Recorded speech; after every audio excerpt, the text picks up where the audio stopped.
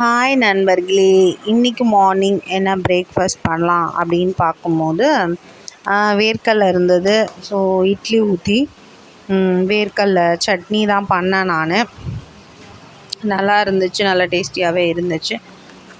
So மதியானம் லஞ்சுக்கு என்ன பிளான் பண்ணலாம் அப்படின்னு பார்க்கும்போது இன்றைக்கி ஃப்ரைடே. ஸோ கண்டிப்பாக பருப்பு தான் செய்யணும். ஆப்வியஸாக பருப்பு ஒரு வாரத்தில் 2-3 நாள் ஓடிடுது, வேறு வழியில் செஞ்சு தான் ஆகணும்.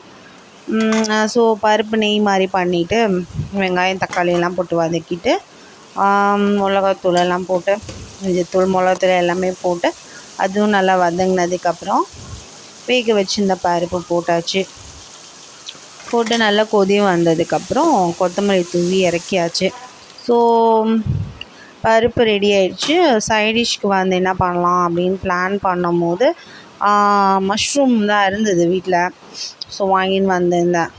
மஷ்ரூம் வந்து பெப்பர் மசாலா மாதிரி பண்ணிடலாம் அப்படின்ட்டு செய்ய ஆரம்பிச்சிட்டேன். அதுக்கு வந்து பட்டை கிராம்பு அதெல்லாம் போட்டு பொரிஞ்சதுக்கப்புறமா இஞ்சி பூண்டு வெங்காயம் தக்காளி எல்லாம் போட்டு வதக்கியாச்சு. வதக்கிட்டு மிளகாத்தூள் சிக்கன் மசாலா தான் போட்டேன் நான், அப்போ தான் அந்த டேஸ்ட் வரும்.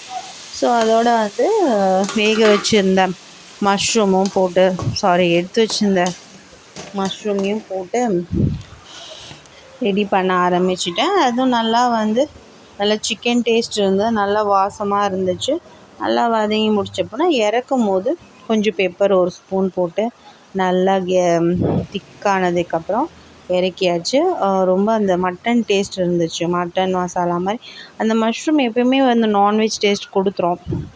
ஸோ அதோடு கொஞ்சம் மோர் கலக்கி வச்சுருந்தேன், அதுதான் சாப்பிட்டோம். நீங்கள் என்னெல்லாம் சாப்பிட்டீங்கன்னு கமெண்ட் செக்ஷனில் கமெண்ட் பண்ணுங்கள்.